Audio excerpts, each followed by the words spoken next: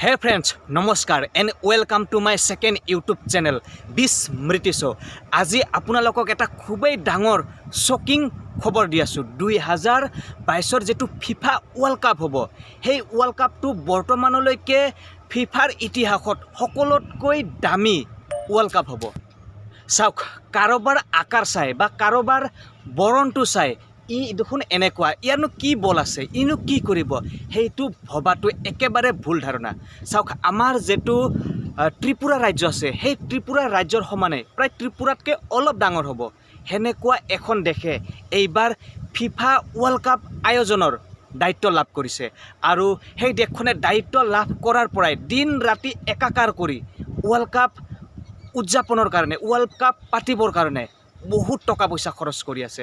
আৰু এইটো এইবাৰ বিশ্বৰ ভিতৰত ফিফা ইতিহাসৰ ভিতৰত সকলোতকৈ দামী ওয়াৰ্ল্ড কাপ হ'ব। আৰু সেইটোৰ ওয়াৰ্ল্ড কাপৰ এইবাৰ দায়িত্ব লাভ কৰিছে আমাৰ মিডিল ইষ্টৰ কাটাৰ দেশখনে।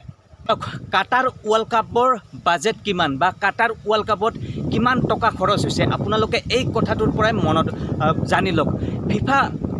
ফিফাৰ ইতিহাসত বৰ্তমানলৈকে যিমান বিশ্বকাপ হৈছে, সেই সকলোবোৰ বিশ্বকাপ মিলাই তাত যিমান খৰচ হৈছে একেলগে লগ লগাই সেইখিনি এফালে ৰাখি, আৰু কাটাৰৰ এইবাৰ ওয়াৰ্ল্ড কাপৰ যিখিনি বাজেট সেইখিনি এফালে ৰাখি যদি তুলনা কৰা হয়, সেই ফিফাৰ আগত হৈ যোৱা ওয়াৰ্ল্ড কাপখিনিৰ যিমান বাজেট একেলগে মিলাই সেইখিনি বৰ্তমানৰ কাটাৰ ওয়াৰ্ল্ড কাপৰ যিখিনি খৰচ হৈছে সেইখিনি বোলে দূৰ দূৰলৈকে মানে তুলনাই কৰিব নোৱাৰে, ইমান খৰচ হৈছে এইবাৰ কাটাৰ ওয়াৰ্ল্ড কাপত।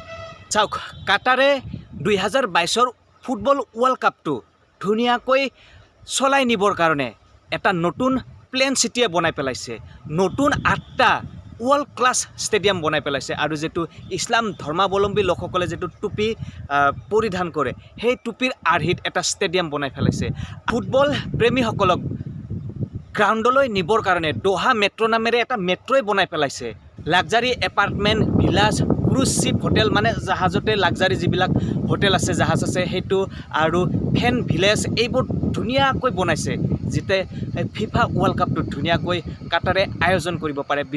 বিশ্বৰ ভিতৰত এটা ধুনীয়া স্মৰণীয় মুহূৰ্ত হৈ পৰে, এটা স্মৰণীয় মেমৰি হৈ পৰে। সেই বুলি কাটাৰে দিনে ৰাতি একাকাৰ কৰি এই ওয়াৰ্ল্ড কাপটো সফল কৰিবৰ কাৰণে বহুত টকা পইচা খৰচ কৰি আছে।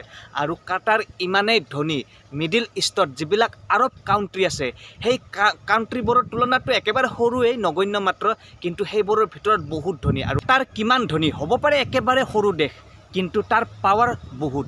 আপোনালোকে এই কথাটোৰ পৰাই অনুমান কৰক। আপুনি যদি ভাৰতত থাকি প্ৰতি মাহে 1,12,000 টকা ইনকাম কৰে, আৰু যদি পাকিস্তানত থাকি প্ৰতি মাহে 3,02,000 টকা ইনকাম কৰে, সেই ইনকামখিনি কাটাৰৰ একেবাৰে দুখীয়া মানুহে এমাহত ইনকাম কৰে। আপোনালোকে ভাবি চাওক কাটাৰ কিমান ধনী দেশ।